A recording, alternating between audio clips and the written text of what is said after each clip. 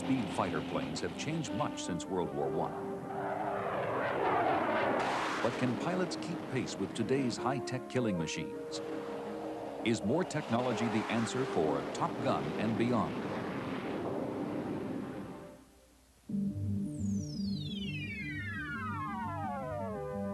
Major funding for NOVA is provided by this station and other public television stations nationwide. Additional funding was provided by the Johnson & Johnson family of companies, supplying healthcare products worldwide. And by Allied Signal, a technology leader in aerospace, electronics, automotive products, and engineered materials.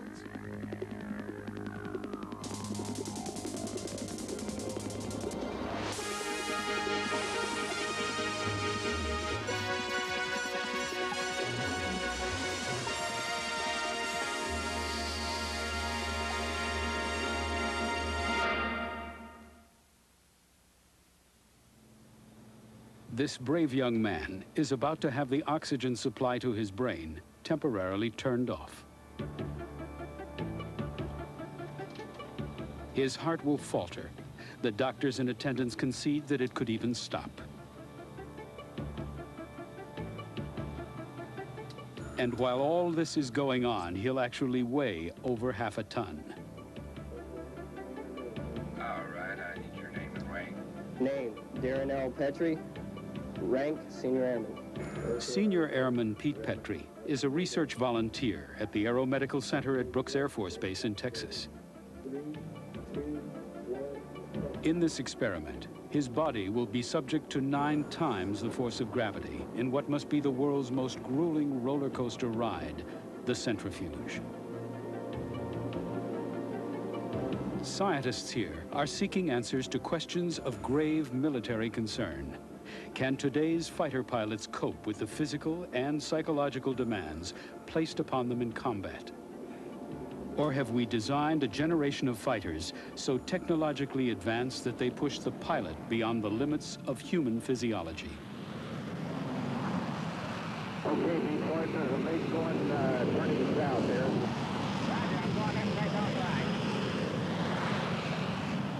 Somehow the biology never got into the picture. They dealt with the technology of conquering the problems of flight. And the engineers who build airplanes today are still basically the same kind of person. They're solving physics problems, engineering problems, power thrust curve problems. They're not dealing with biology. And as a matter of fact, I think this is one of the definers of our current dilemma. We didn't have to up until this point in time. And now the technology has reached a point where it's not just that we're going to lose a pilot because the plane fails or something, but we're going to lose pilots because they can't operate the systems that are being presented to them. Nowadays, when a fighter pilot climbs into the cockpit of a high-performance jet, he's charged with the awesome responsibility of operating some of the most complex machinery ever devised at speeds that would outstrip a rifle bullet. He will be pushed to the edge of his physical and intellectual limits, and tradition demands that he respond with the right stuff. But this image of the pilot, gleaned from the exploits of the aces of past wars, ignores the reality of aerial combat today.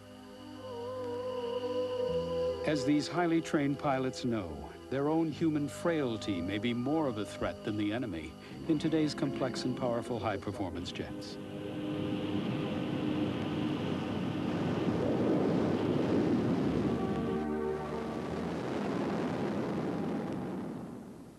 We believe that the pilot's workplace is perhaps the most demanding office in the world.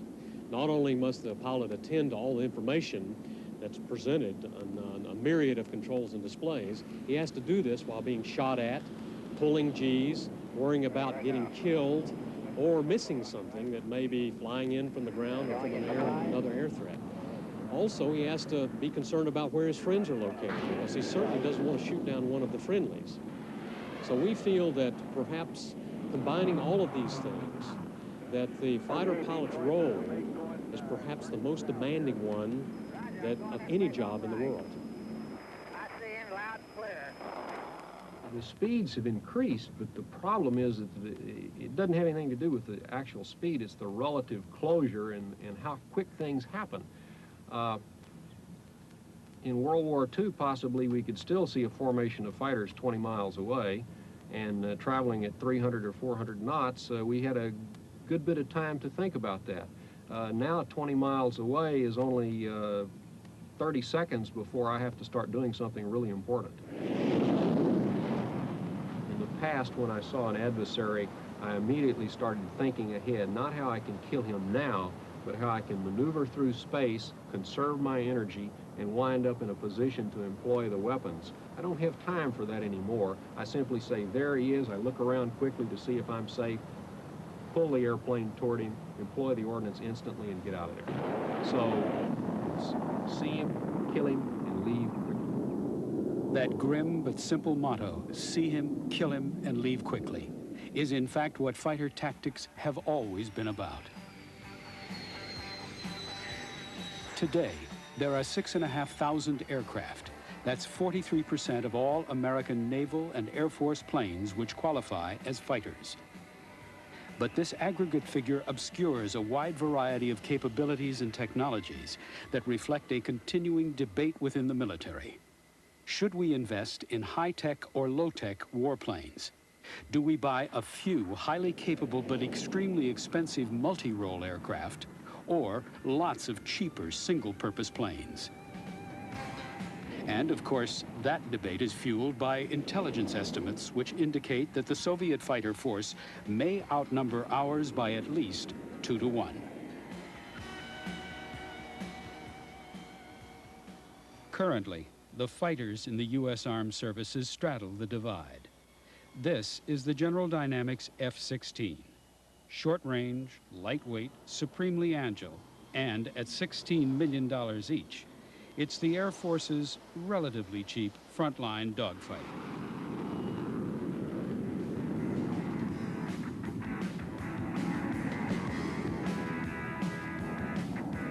The Navy's FA-18 is a bit bigger, considerably more expensive, and has a lot more roles to fulfill. But it's still essentially a hit-and-run fighter in the lightweight end of the spectrum. At the other end of the spectrum is a different sort of creature altogether. The F-14 is the staggeringly capable two-seat interceptor fighter for the Navy. Dubbed the first of the super fighters, the mammoth F-14 literally bristles with sophisticated and expensive radar and electronic warfare equipment.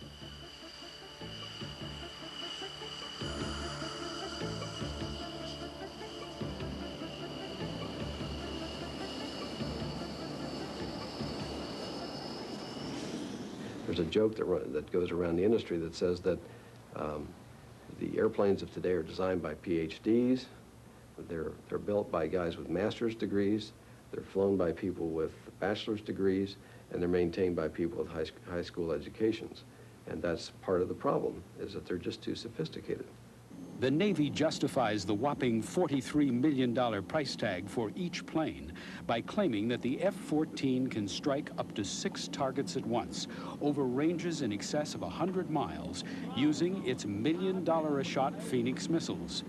Sadly, that claim has yet to be proven, and the maintenance and reliability record of this super high-tech aircraft has yet to meet the targets set by the Navy 15 years ago.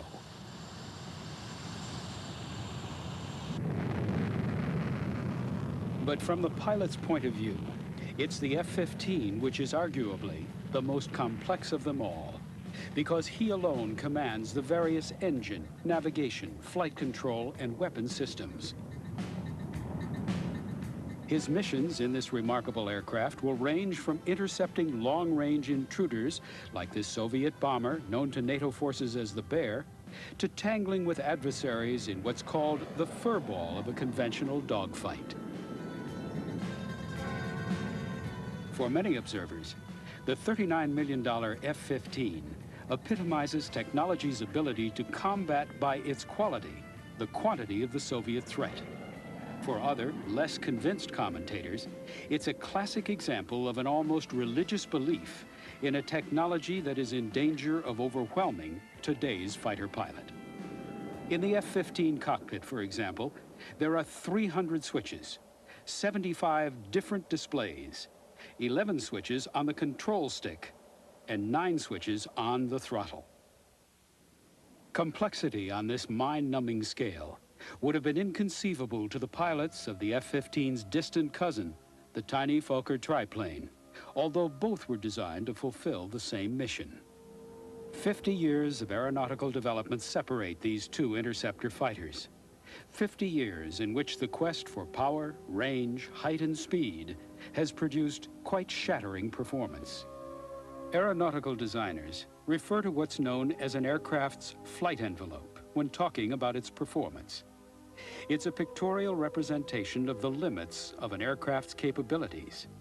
And as we trace out the flight envelope of the F-15, the engineers can determine how slowly it can fly without falling out of the air, what its maximum altitude is, and how fast it will go, both in the thinner air of the upper atmosphere and in the denser air near the ground.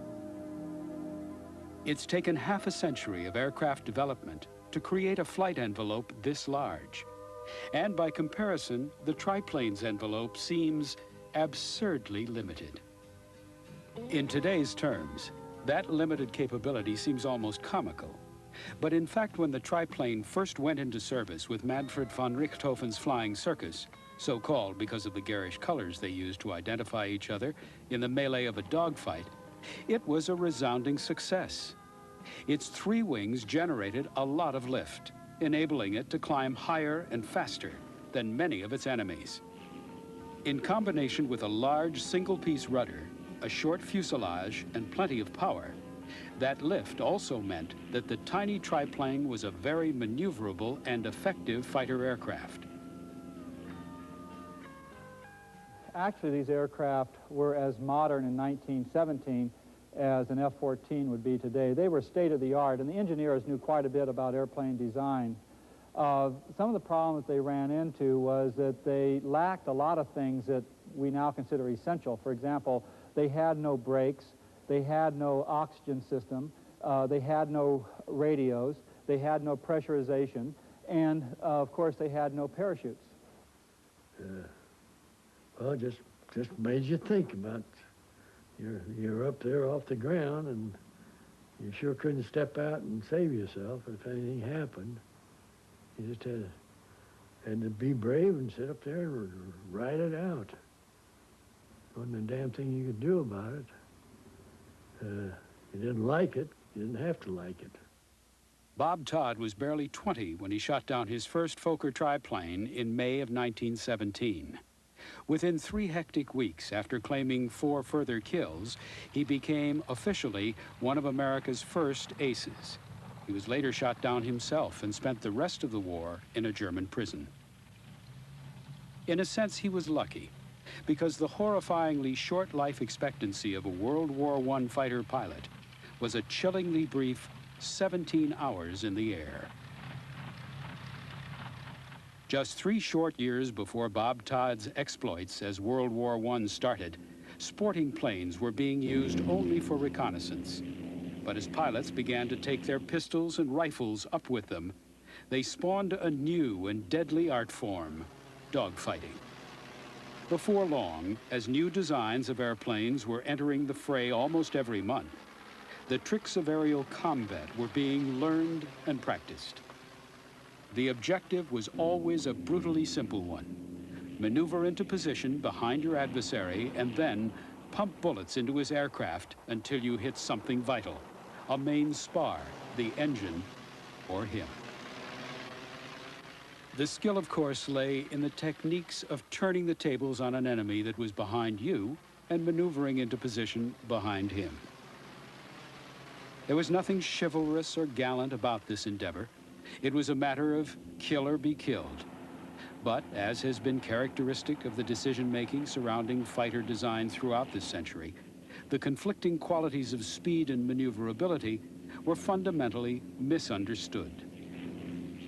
Well, when airplanes first started fighting each other seriously, the designers thought that the key element of the fight was maneuverability.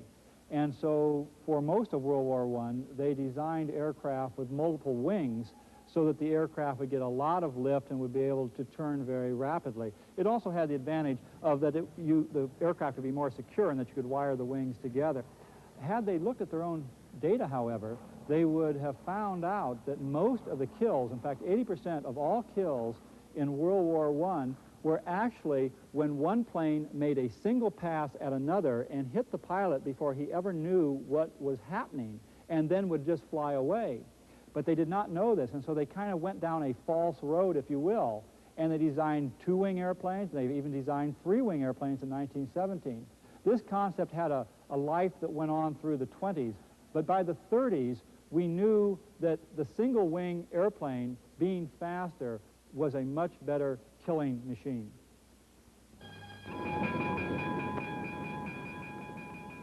When Adolf Hitler lit the fuse of World War II in September '39, Britain had only 12 squadrons, a scant 187 of the now legendary Spitfires.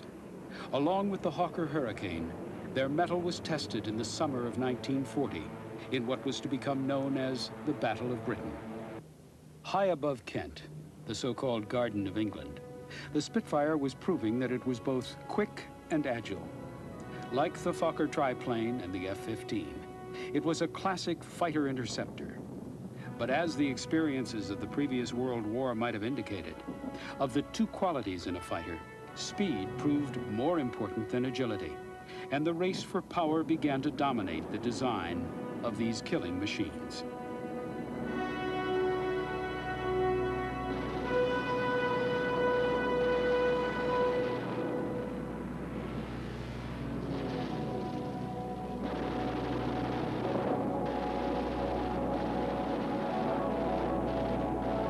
But even as the propeller-driven fighters were carving their gruesome niche in history, the technology that was to supersede them was being secretly developed.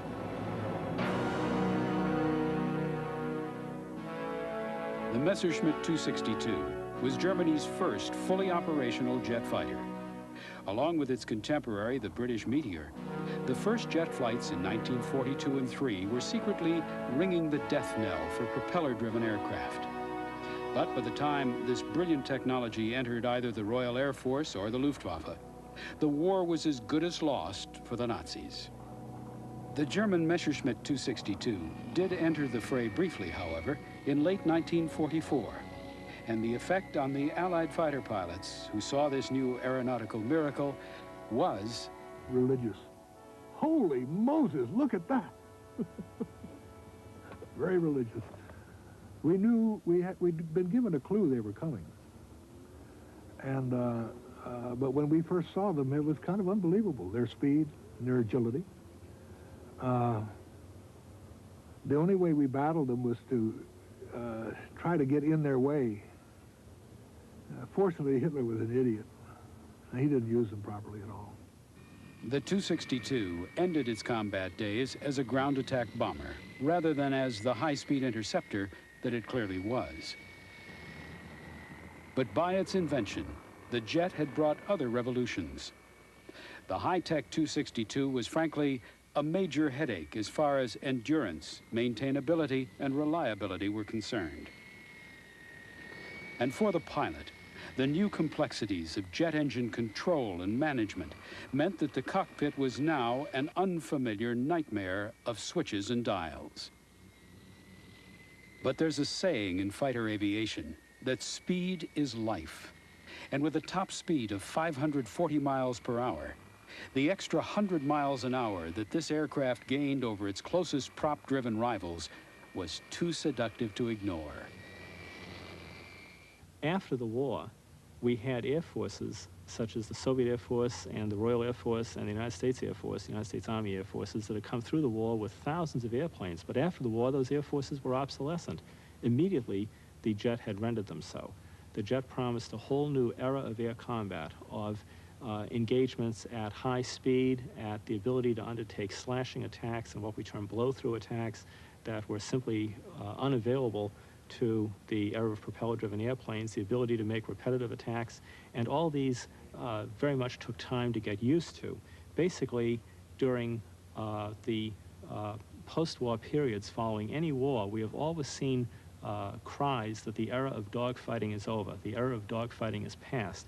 And people said the same thing when the jet came along. Well, now we're flying too fast. We obviously won't have dogfighting in the traditional sense, just like they had said about the monoplane in the 1930s. Back in 1947, when I started flying F-80s, we were initially given the idea that this airplane was too fast, and that now that you're out of P-47s and that you're into jets, you're not going to worry about that anymore because dogfighting is at an end. The speeds are too great and all that sort of thing. Turns are too wide and with the great speeds and that.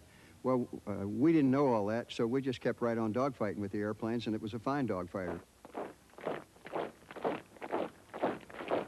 Of course, that training was soon to be put to the test as the war clouds gathered again, this time in Korea.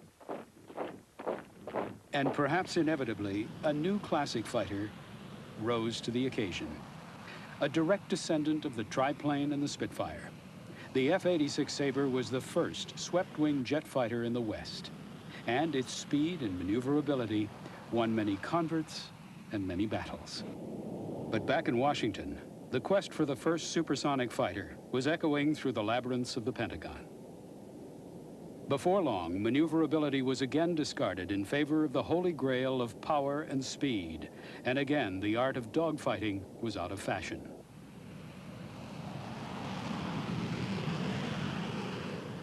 In 1953, the McDonnell Aircraft Company initiated a program which offered a twin-engine supersonic multi-role aircraft. And when in 1956 the F-4 Phantom was finally accepted, the strategists and tacticians were so convinced that conventional air-to-air combat was now a thing of the past that they even left a gun out of the design, believing that missiles would satisfy the requirements of any future air war. But not everyone was convinced that even in a high-tech aircraft such as this, that was a wise idea. I was told in the Pentagon by my boss, who was a two-star general, in the, when was it, 1963. He said, Olds, go back to your desk and stop coming up with all of these studies proving that we don't have a conventional capability of the United States Air Force. You've got to get it through your head that we're not going to fight conventional wars anymore. He said, you're living in the past with your leather, you think you've got your leather flight jacket on and your white scarf and your goggles and leather helmet, and you're going to go out and do mortal air-to-air combat with the enemy. That's finished. We'll never do that again. So about 4 years later, I was going up the Gulf of Tonkin in this airplane. Got a nice kid in the back seat named Steve Croker. I said, Stevie, baby, look at all this that's going on around us right now. All those tankers and the thuds over there. And you were going to go up and drop iron bombs on a railroad and probably hassle with MiGs, but I want you not to worry about it because I have it on good authority that this is not happening. Can we get close to the turn point? Roger, I'm turning right now. Of course it was happening, fast and furiously. Roger, I'm going to break off right. I see him loud and clear. But now, in addition to the historical inevitability of close-quarter dogfighting, fighter pilots were coping with a deluge of radar and radio inputs, as well as being faced with surface-to-air missiles, SAMs, which would wriggle up from the jungle at over the speed of sound and explode within feet of your aircraft. Even for many experienced pilots, it all became just too much. There were a lot of things going on. Our radar warning equipment was giving us warning that the missiles were being launched against us. We didn't know whether that was true or false. I had intelligence coming from an agency in real time. They were telling me that MiGs were coming up behind us and were going to attack. We had ground control from a carrier out in the Tonkin Gulf telling us where the MiGs were approximately relative to us. We were listening to the people that we were escorting. There were other people that were suppressing the anti-aircraft artillery and the SAMs, all on the same frequency or on various frequencies that we were listening to. I could hear the growl from my air-to-air missiles. The heat seekers have a distinctive sound that you hear in the headset when you have them selected. And of course, all the noise from the radar warning equipment. As it happened, the MiG came up behind me, and my wingman saw him and tried to warn me of the MiG. And I never heard the warning. I saw a missile go by, presumably his first shot with which he missed, and tried to turn out of the way, good. Luckily, I did turn out of the way. The second shot only damaged my airplane slightly, and I was able to bring the airplane back. But I never heard my wingman calling me, trying to tell me there was a MiG behind me. When I got back, I listened to the tape of the mission, and clear as day, he had told me that the MiG was there and what I should do to avoid the attack. I didn't hear it. I was totally saturated. Despite all the efforts at human engineering to consider all the variables, there's still just too much. And you hear stories about pilots given the option who turn the equipment off and fly by the seat of their pants because they're just overloaded. Going in across the Red River in this very old airplane, we had a procedure where we started turning off things like this. Well, it's not here anymore, but there was a detection gear for the SAMs. It made noises. It bothered you. It didn't tell you the right information in the first place, because if you relied on this, the SAM was going to hit you. You avoided SAMs in an entirely different way. You had to see them. This would warn you if one was coming up from behind, and then you do something different. But we turned that off. We turned off guard channel, because there's always somebody screaming on the emergency channel. We turned off the growl on the Sidewinder. I'd usually put the kid in the back seat on cold bike so I couldn't hear him. He could hear me. That's what I wanted. And I turned off all the noise I could so that I could then concentrate on the battle at hand. General Olds had been an Air Force ace in World War II, but the statistics in either the Air Force or the Navy were not proving to be very encouraging. Too many pilots were not coming back, and nobody was quite sure why. The Navy decided to do something about it. Well, way back in World War II and Korea, the Navy was achieving a kill ratio of about 10 to 1. Every time we got rid of 10 bad guys, they got one of us, which is a good kill ratio. Early on in Vietnam, in the early 60s, if you took a look at the kill ratio there for the Navy, it was a 2 to 2.5 to 1, which is unacceptable. An individual by the name of Captain Frank Ault put out a report called the Ault Report that identified numerous deficiencies at that point in time. Out of that came some initiatives. One of them was the development of a school that had instructors that were highly versed in threat tactics and flew aircraft that simulated the threat that our fighters were encountering in Vietnam. That school became known as Top Gun. Pressing on in, good dot in the diamond. VID, looks like a MiG-21. All of a sudden we find ourselves beak to beak with this guy.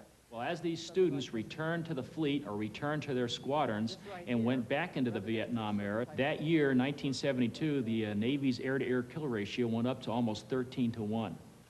Against a bogey like this, who do you think is going to have the toughest time? One of the first graduates of Top Gun was the Navy's first ace, Randy Cunningham. On 10 May 1972, after I'd already shot down 2 airplanes, on the way out to sea, I met a MiG-17, which I didn't know was a MiG-17 at first. I saw a dot coming at me head on. As I approached the MiG, his wing roots lit up with his 23 and 37 millimeter cannon, and the tracers started coming by, and I went, man, he's got a gun in his nose. It surprised me, so I went pure vertical. Now, in most fights, the pilots had been easy, so this was just about the time you think, well, a white scarf, it's time to put out the Benson and Hedges. I'll pull the airplane back over in the vertical, and I'll watch him heading for Hanoi, come back around and shoot him. That was just about the temperament that was going on inside my mind and inside my guts, okay?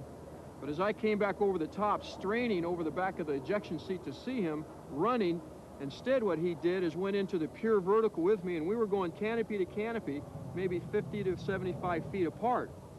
I could look in and see a little set of Gomer goggles, a little Gomer scarf, and a little Gomer mic that he was using. Well, as I went up into the vertical, I had more thrust, okay? It still didn't dawn on me that I knew he surprised me, but I didn't know who this was yet, and I didn't know what his capabilities were. Unfortunately for Commander Cunningham, he'd crossed swords with the legendary North Vietnamese double ace Colonel Toon, who had no less than 13 American kills to his credit. The aerial combat that followed has since come to be regarded as one of the longest and most complex dogfights in aviation history. Each pilot flew his plane to the very edge of its flight envelope as the battle careened across the Asian skies. The tiny, quick-turning MiG against the heavy but more powerful Phantom. Attack and counterattack, engagement and disengagement, like a huge and deadly 3D chess game. But just when it began to seem as if the fight would last forever, Colonel Toon made his first and last mistake.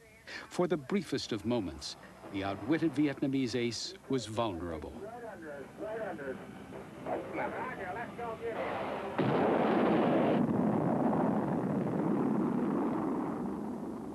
Every emotion you've ever felt in your life, love, hate, fear, pain, anger, magnify it 1,000 times. And that's the feeling that you go through. It's emotionally and physically draining. You know that one of you, when you engage, is not going to come back. When you know that you have survived that, it's almost like being reborn. It's a fast, harsh, gut-wrenching battle in a huge arena, very quick. I've seen the sky full of Focke-Wulfs, Messerschmitts in 1 second. 5 seconds, 10 seconds later, they're all gone. There's not a plane to be seen anywhere except the one you're behind, or it might be behind you. Modern combat is the same. Sometimes a battle will last a little longer because of the circumstance. Your position, his position, where you are, what you're doing. Mostly it's over in a matter of seconds. You have to know the absolute limit of your physical being and of your machine. And the idea is that you ride on the perfect edge, the balance of disaster and the balance of winning. Commander Cunningham later went on to become an instructor at the Top Gun school that had taught him so well. The philosophy behind Top Gun and its Air Force equivalent Red Flag is to teach pilots how to fight a wide range of potential adversaries. Not surprisingly, each of the aircraft on this busy flight line emulates the capabilities of a different Soviet fighter. The Top Gun motto is, fight like you train and train like you fight.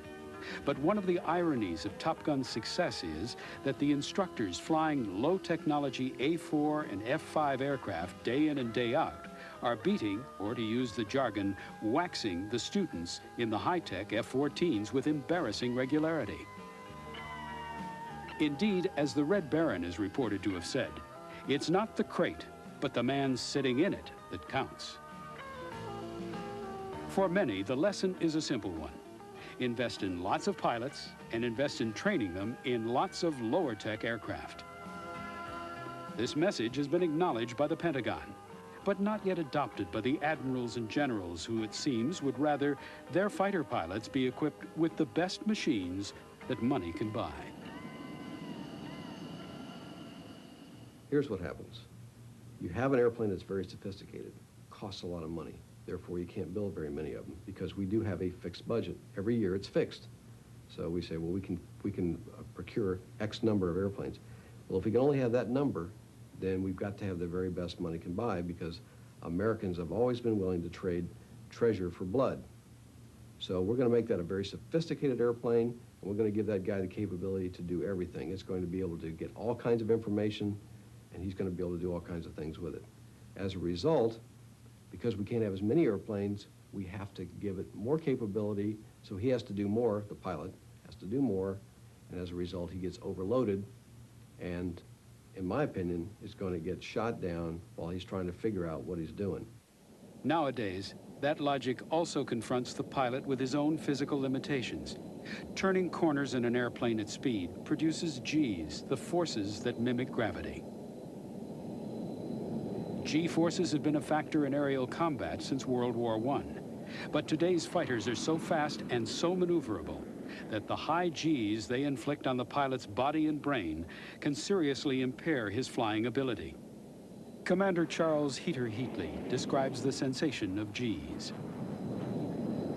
It feels like a great weight pressing down on you. The more you pull back on the stick, the harder it presses down.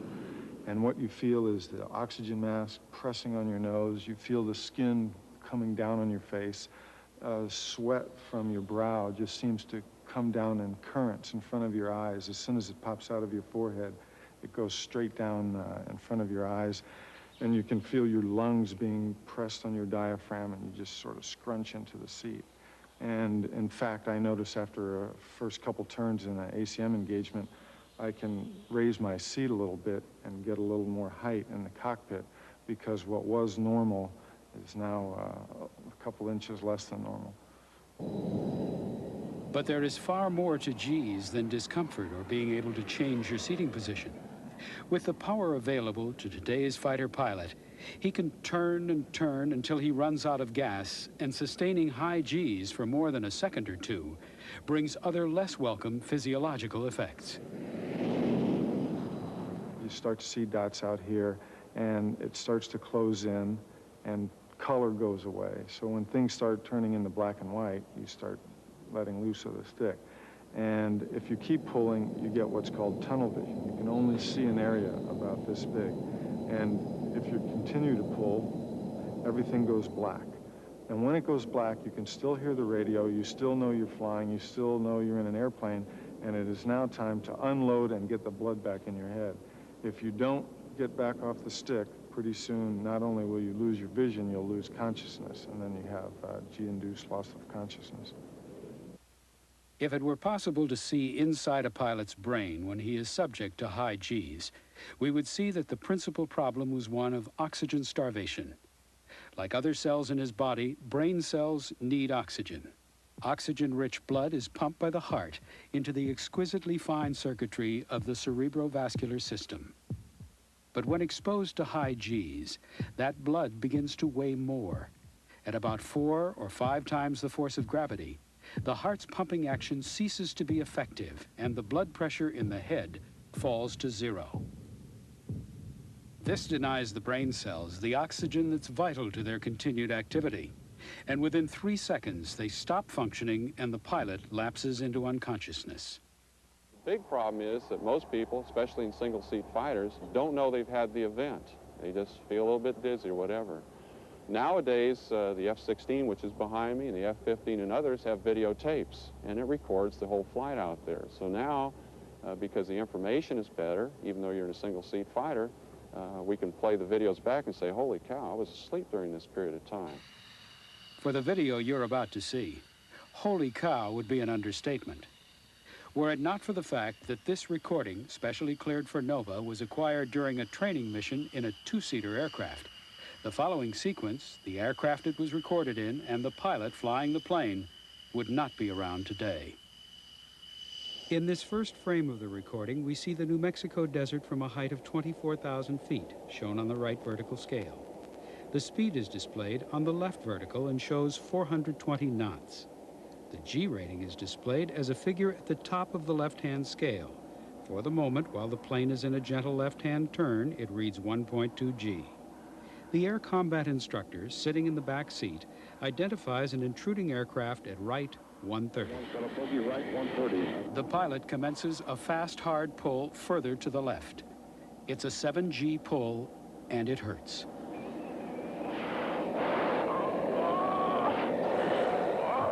That last groan has since been analyzed as the moment when the student pilot lost consciousness. But the instructor in the back seat doesn't know that yet. All he sees is the desert floor rushing towards him. He decides to call the pilot's attention to the fact. Down here like a son of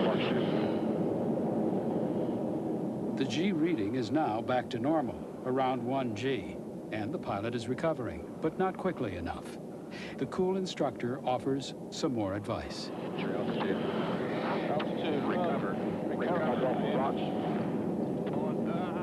The plane is now doing nearly 500 knots straight down towards the sun-baked rocks below. Realizing at last what's happened, the instructor pulls the aircraft out of its lethal dive and finds time to give vent to his feelings. Damn it!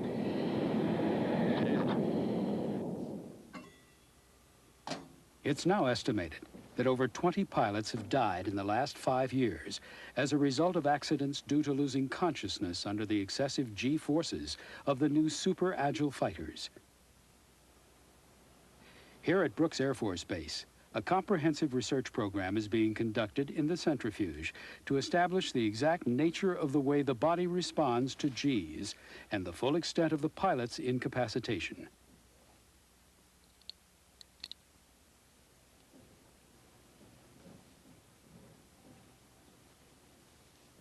What they've discovered is that many of today's fighters can subject the pilot to up to 9 or 10 times the force of gravity so quickly that the usual experiences of graying out and tunnel vision are effectively bypassed, and he will fade straight into unconsciousness. But a further sinister sting in the tale of G loss of consciousness is that if he's lucky enough to wake up at all, its effects are by no means over. When you have a loss of consciousness, basically the blood pressure in the brain goes to 0, and after a few seconds, it basically takes a nap.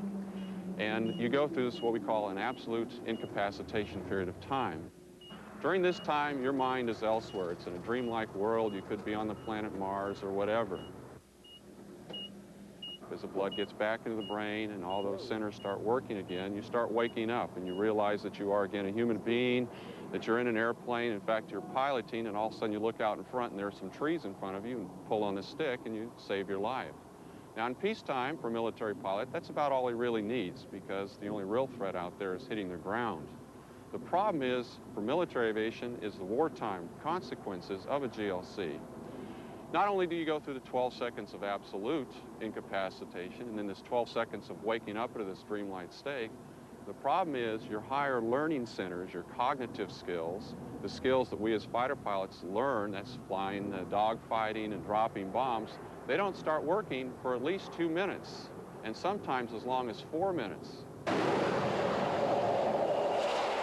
In the air-to-air business, which I'm most familiar with, is it can be very serious, because you can imagine you're flying along in a 2-ship package out there, and your wingman looks over his shoulder and sees an attacking aircraft, so immediately calls the section or the 2-ship to brake, let's say in this case a right turn. So immediately you go into a hard right turn, maybe 5, 6, 7, 8, 9 Gs, whatever's required, and if your attention is over your shoulder looking back trying to find the guy that's trying to kill you out there, in about 5 or 6 seconds, if you're not doing anything to elevate your pressure upstairs, you're going to be taking a nap. And what happens there then, instead of pulling 5, 6, 7, 8, 9 Gs, whatever required, the aircraft eases off, and now you become a 1G strafe target, and the guy can just go right in there and literally gun your brains out, and you're going to die.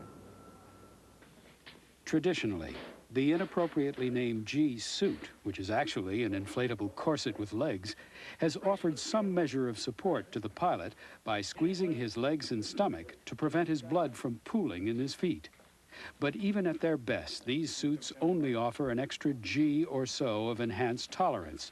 And in the viciously maneuverable F-16, that just isn't enough. In the face of this awesome power, and for the first time ever in fighter aviation, pilots assigned to F-16 squadrons are now required to be G-rated in the centrifuge and are taught what is known as the energy-straining maneuver.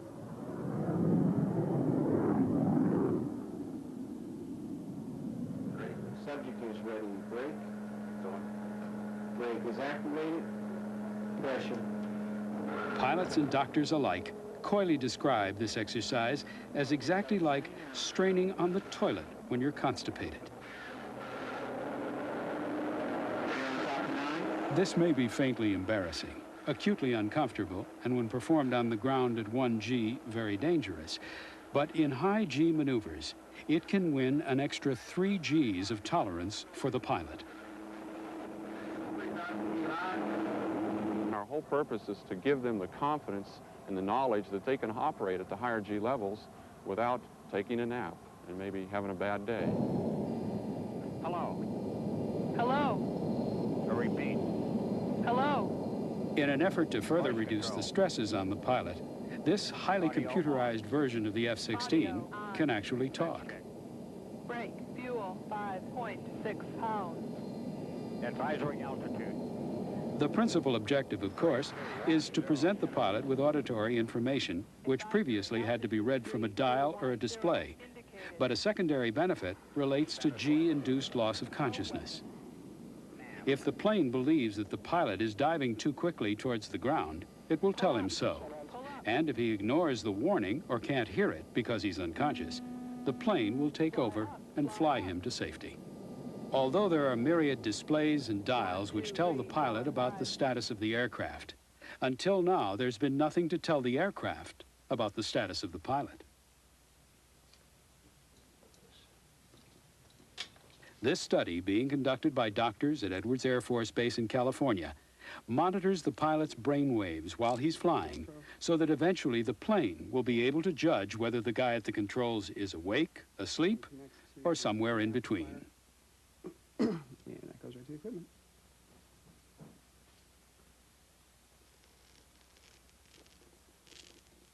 The key to the system is a dynamic analysis of the different types of brain waves associated with different types of activities. Captain Escherman, would you please gently grit your teeth for me? That's fine. Now relax your jaw. All right, now could you please close your eyes for us? It's these longer, more regular alpha rhythms associated with a state of relaxed vigilance which are of particular interest to the doctors running the study. For 3 years, test pilots have subjected themselves and their aircraft to every stressful maneuver in the book, while having their brainwaves recorded for subsequent analysis back in the laboratory. The study has amassed a wealth of data which will be published this year. But already there have been some interesting and unexpected themes emerging, not just concerning the brain's experience of G's, but also concerning that other potential killer, information overload. It turns out that fighter pilots are predominantly artists, because flying planes is a function of the right side of the brain. The left side of the brain is the administrator, checking data, establishing priorities. From time to time, the two halves check with each other that all is going well. But problems occur when that cross-checking starts occurring too often, when the brain can't decide who's in control. Combined with the physical effects of G's, this psychological overload amounts to a serious problem for today's pilots, a problem some scientists have called the biology barrier. Perhaps even more profound in some ways than the sound barrier. We could come up with technology to resolve that problem and go far beyond it. But now we have to redesign the operator. And the decision is, do we maintain a biological operator or a silicon-based operator? Or perhaps even both. Here at Wright-Patterson Air Force Base, engineers are working on developing smart systems that will relieve the pilot of the routine chores of flying. New cockpit layouts will present him with pre-digested information that is designed to assist him in developing what's known as situational awareness. The displays enable him to keep track of how his aircraft is performing, and should a problem occur, the aircraft will tell him about it. Caution, fuel. Fix it. If only everything were that simple. Fix the fuel, okay. Max range? 340 miles. This system is known as the magic cockpit. And in addition to chatting amiably in a female voice, because female voices apparently command attention better than male voices, it will show him plan views of his target and simulated 3D perspective views of his run-in. But there are some cockpit designers who'd like to go even further and abolish conventional displays altogether. Humans are basically three-dimensional beings. We see things in 3 dimensions, we hear things in 3 dimensions, and we touch things in 3 dimensions. And what we want to try to do now is to take those things that the pilot needs to know and convey them to him in a wide field of view, 3-dimensional picture with 3-dimensional sound and 3-dimensional things that he can touch, all of which are synthesized in the computer and projected into 3-dimensional space for the pilot.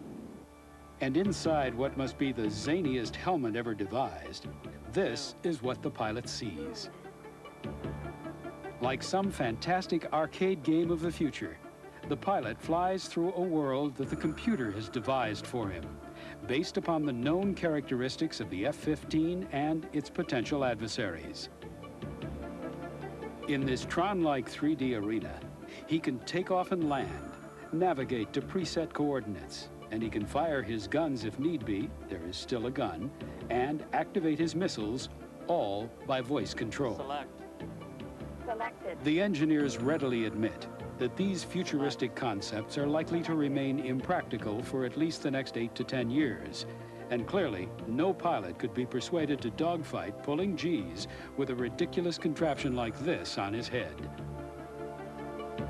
But it is only experimental, and advances in miniaturizing the high-resolution TV screens that will project the graphic displays onto the inside of the visor have already led to the development of a new and much more feasible flying helmet currently under test. But even more unusual ideas are being developed at Wright-Patterson. This man is switching switches simply by looking at them. Using infrared lasers, sensors in his helmet read his eye position from moment to moment so that computers can identify the switch he's looking at. And down the corridor, the tiny magnetic fields given off by the brain activity of this research volunteer are being analyzed by a superconducting device known simply as SQUID. Controlling fighter aircraft systems simply by thinking is, some researchers claim, no more than 30 years away. But if technology is making such giant strides forward, why push human pilots beyond their limits? Why risk human flesh and blood in cockpits at all? If we were able to know everything that was going to go on in a battle, if we knew where the enemy was going to be, we knew where our friendlies were going to be, if we knew how well our aircraft was going to work, how well our weapons were going to work, it wouldn't be necessary to put a pilot in the loop because we can program a computer or a drone to go do that work. But that's not what happens in the battle. The whole battle situation engenders a sense of uncertainty. Therefore, you have to have an element in that system that can adapt, can adjust, to be able to compensate for the deficiencies of the system or perhaps some of the gaming that the enemy does. Therefore, we believe that for a long time, we're going to have a human in the loop. Even Star Wars had a pilot in the cockpit. But air combat maneuvering is so dynamic.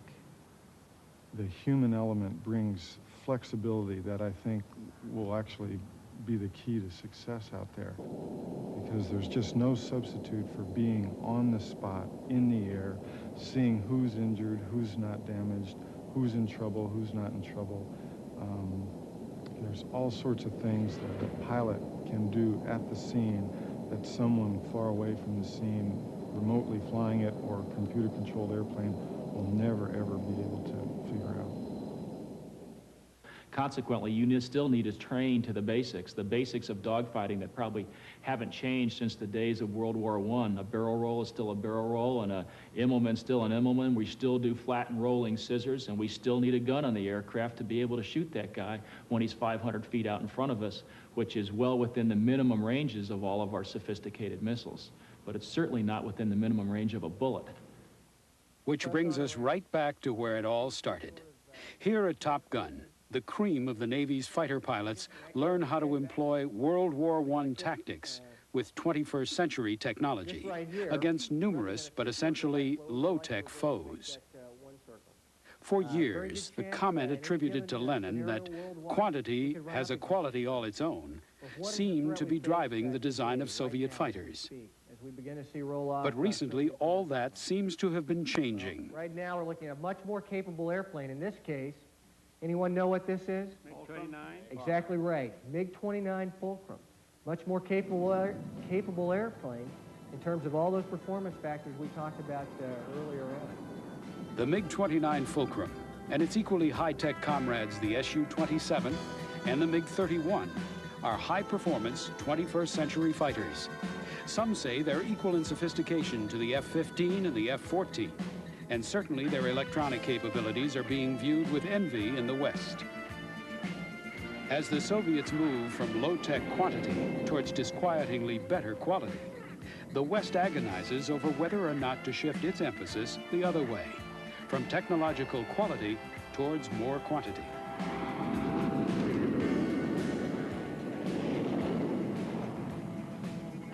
So where does all this leave the pilot, the guy at the sharp end?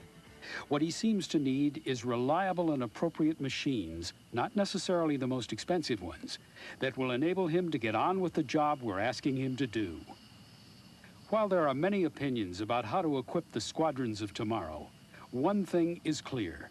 We can no longer continue to ignore the intrinsic limits of human physiology and psychology.